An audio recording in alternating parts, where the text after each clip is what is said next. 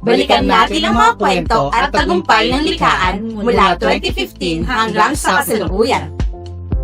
Ito ang Bitas. Isa sa pangunahing kabuhayan ng mga tao dito ay ang pangangalakal ng basura. Kilala naman ang Baseco, Manila bilang isa sa pinakamataong lugar. Dito naman ang pagbabalat ng bawang at sibuyas ang kabuhayan ng ilan sa mga kababaihan. Sa Tonsuya, Malabon, ang ilog na ito ay nagsisilbering mekanismo para mabawasan ng madalas na pagbaha. Ang Eastern Samar ay isa sa mga GDOT disaster-prone areas. Dito mas matindi ang pangangailangan ng serbisyong pangkalusugan. Ngayon, mayroong 9 community-based health program facilities na may average na 50,000 consultation bawat taon. Kasabay ng pagpapaunlad ng ating serbisyo ay ang pagpapahusay din sa physical setup ng ating mga klinika. Para sa kabataan, nagkaroon tayo ng dedicated adolescent and youth center na tinatawag na CAI Center sa Manila. Isang espasyong ligtas at pribado para sa kanilang kalusugan at impormasyon. Sa suporta ng MSF Project, nagkaroon tayo ng mobile clinic na dito isinasagawa ang cervical cancer screening at nagbigay din ng HPV vaccine para sa mga kabataang babae edad 9 to 14. Bilang bahagi ng pagpapalakas ng integrated services, nagkaroon din ng mga trainings para sa ating mga clinician, tulad ng thermal ablation for cervical cancer treatment. Bumili rin tayo ng Gene Expert Machine upang mas mahusay na matugunan ang usapin ng STI diagnosis at treatment. Sa ilalim naman ng Manchan Project na pinondohan ng Interpares at Global Affairs Canada, nakapagpatayo tayo ng mga paanakan kaya mas naging komprehensibo ang ating prenatal at postnatal care. Ginagamit ang Doppler machine upang mapakinggan mismo ng mga ina ang tibok ng puso ng kanilang sanggol. Na-train din ng ilang mga staff bilang facility at community-based HIV screeners upang mas mapalapit ang serbisyong ito sa komunidad.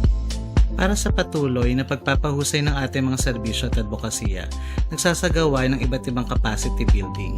Pinalakas ang kakayahan ng ating mga community mobilizers sa pamamagitan ng training sa CSE. Pinanday din ang mga leader mula sa komunidad upang magkaroon sila ng kasanayan sa pagsubaybay at pagre-report ng sexual and reproductive right violations. Noong 2024, isinagawa ang standardization training para sa lahat ng clinic. Kabilang dito ang lives training, isang paraan ng initial response para sa mga nakakaranas ng violence. Sa bahagi ng internal management, pinalakas din ang leadership skills ng mga staff sa pamamagitan ng training na pinunganahan ni Ms. Gladys Malayang na isa ring kabaro sa advokasya. Kasabay nito, sinimulan rin ang pag-formalize ng fundraising activities, una na dito ang fundraising training bilang paghahanda sa mas matatag na sustainability ng ating mga programa. Hindi rin nakalimutan ang kabataan.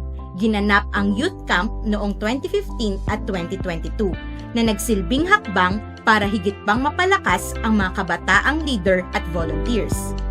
Nagsagawa rin ng peer promoters training para sa mga student leaders upang maging katuwang sa pagbabahagi ng kaalaman ukol sa SRHR sa kanilang paaralan at komunidad.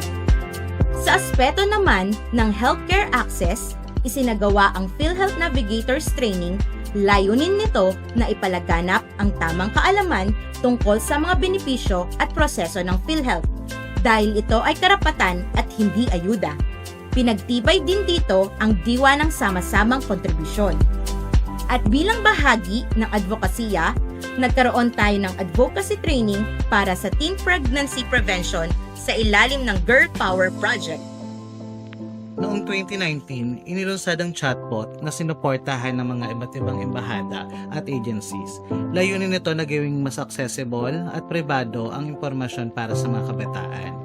Sinundan ito ng pamamahagi ng safe sex kit na tumutulong sa pag-prevent ng STI at teenage pregnancy, habang binabawasan din ang stigma sa paggamit nito. Kasabay nito, ginamit ang creative na paraan ng pakikipag-ugnayan sa kabataan, katulad ng paggawa ng memes, halimbawa yung Bibogo Libro, magplano para pareho, at mga bagong IEC materials gaya ng 6G ng sex. Upang palawakin pa ang kaalaman, nagsagawa ng iba't ibang events gaya ng Family Planning Fair sa Longos, Malabon at Santa Mesa, Manila, kung saan sabay na naibibigay ang impormasyon at ang serbisyo. Nagkaroon din tayo ng FP Galeria, isang masayang pagtitipon ng iba't ibang komunidad na may booths at educational activities patungkol sa mga family planning services. Nagkaroon din ng ARH Tara Na sa Macario High School sa Caloocan, kung saan daang-daang kabataan ang nakilahok sa sabayang edukasyon tungkol sa ASRH issues. Ang hashtag deserve ko to sa Malabon Sport Complex na ginanap noong 2023 na dinaluhan ng mahigit 800 kabataan at pati na rin sa online. Tampok dito ang mga kabataang babae na nagbigay ng kanilang panawagan ukol sa kanilang SRH rights. At cultural activities na nagsulong ng pagiging inclusive ay naman ang relihiyon. Nagsagawa din tayo ng Kaya Ko To noong 2024 na nakatuon naman sa rekomendasyon ng WHO sa pag-iwas sa teenage pregnancy at pagpapalakas sa kababaihan. Nagsagawa din tayo ng aktibidad patungkol sa karapatan ng kababaihan sa sariling katawan, iabante sa halala noong 2025, kung saan idinaos ang blind straw polling batay sa mga pahayag ng mga tumatakbong senador at nagkaroon din ng aktibidad para sa bodily autonomy. Ginanap ang PhilHealth Mass Awareness kung saan itinampok ang mga hamon sa pagproseso ng registration at sabay ipinakilala ang mga PhilHealth navigators mula mismo sa komunidad. Sa mga booth at interactive sessions, hindi lang basta impormasyon ang ibinahagi, kundi pati practical demonstrations tulad ng tamang paggamit ng kondom at pagpapakilala ng respeto sa kababaihan sa kanilang sariling pagpili. Nagbibigay na rin tayo ng pag-aaral at life skill sessions, hindi lang para sa out-of-school youth, kundi pati na rin sa mga kabataang nasa pribado man o pampublikong paaralan, maging sa mga college universities. Sa larangan ng advocacy, tumampok ang likaan sa mga mahalagang laban. Pagtutol sa 1 bilyong pisong FP budget cut sa pamamagitan ng press conference. Baliksaya event bilang pagdiriwang ng paglift ng ERO sa implant. CSE Training of Trainers para sa youth at adult educators. Karoon din ng mga mahalagang pagbisita sa ating mga komunidad. Si Jennifer Gibson mula sa Canada, isang CSE expert na nagbahagi ng mga epektibong paraan kung paano itinuturo ang CSE sa kanilang bansa. Joanna Erdman, kilalang human and reproductive rights lawyer mula sa Canada, na nagbigay ng strategic discussions hinggil sa harm reduction at abortion pathways sa Pilipinas. Itinaguyod din ang National Conference on SRHR Interface of Discourse and Practice na dinaluhan ng mga health practitioners. Sinundan ito ng town hall meeting kasama ang DepEd, Alternative Learning System at mga kabataang advocates upang pag-usapan ang mga updates sa implementasyon ng CSE sa bansa. Mahalaga ring balikan ang naging karanasan noong panahon ng COVID-19 pandemic. Dahil isa lang ang binibigyan ng quarantine pass bawat pamilya, madalas ay ang mga asawa ang kumukuha ng resupply ng pills at iba pang FP commodities. Nagpupunta rin tayo sa Naik, Cavite upang maghatid ng serbisyo kasabay ng pagpapakilala ng bagong klinik sa lugar. Inilunsad ang meet-up strategy, pagtatagpo sa kabataan sa lugar kung saan sila komportable upang makapagbigay ng services dahil sa hindi makalabas o makapunta sa ating mga pasilidad. Nagbigay tayo ng orientation sa mga volunteers sa isang isolation center sa Malabon.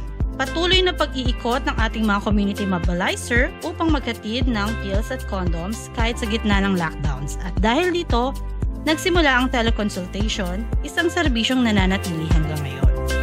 Noong 2022, isinagawa ang kauna-unang hybrid event, Respect Adolescents Girls' Rights to Decide. Pinatunayan ito na kahit may pandemya ay hindi mapipigilan ang selebrasyon at advokasya.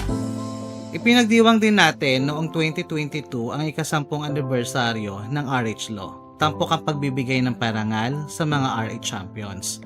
Muli tayong nagbigay ng pagkilala sa 10 RH pioneers at kay Dr. Esperanza Cabral para sa kanyang natatanging ambag sa sexual and reproductive health.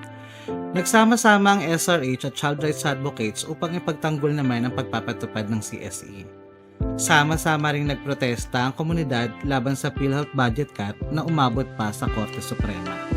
Sa mga taong ito, nakatanggap din tayo ng mahalagang suporta at pagkilala mula sa iba't ibang kaalyado at bisita. Paglulunsad ng Saragossa Clinic kasama ang ating mga funding agencies, partners at iba pang ahensya. Pagbisita ni Canadian Prime Minister Justin Trudeau sa isa sa ating mga maternity clinic sa Maynila. Pagdalo ng EU Ambassador Luc Veron at German Ambassador para sa EU launching project. Partisipasyon ng Interpares, GAC, at Manan sa ating mga gawain sa komunidad. Nakatanggap din tayo ng ambulance mula sa Isuzu, Women's Biz at Senator Risa Hontiveros para sa agarang serbisyong medikal. Naging matagumpay din ang ating fundraising effort. Ilan sa ating mga donors ay ang ICTSI, DNB, Herbane at Benjamin Canlas Foundation, at sa dumadami pa nating mga individual donors na nagbibigay ng cash at in-kind donations. Naging regular din ang pagpupulong ng ating Board of Trustees upang tiyakin ang malinaw na strategic direction ng likhaan. At bilang pagtatapos ng isang makulay na taon, hindi rin mawawala ang family picture ng likhaan, simbolo ng pagkakaisa at sama-samang paglilingkod.